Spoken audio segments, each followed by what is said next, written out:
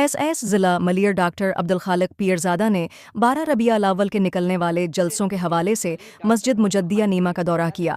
اس حوالے سے مزید تفصیلات دیکھتے ہیں نمائندہ خصوصی کراچی آزاد نیوز جاوید محمود آرائیں کی اس رپورٹ میں۔ S P district Malir doctor Abdul Khaliq Pirzada نے 12 ربیع اول کے نکلنے والے جلوسوں کے حوالے سے مسجد مجدیہ نعیمہ کا دورہ کیا۔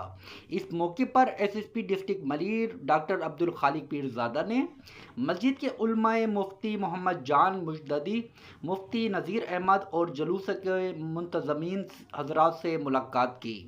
S P district Malir doctor Abdul Khaliq Pirzada نے 12 ربیع اول کے حوالے سے نکلنے والے جلوسوں کے روٹس اور ہونے والی محافلوں کے علماء حضرات سے تفصیلی بریفنگ لی۔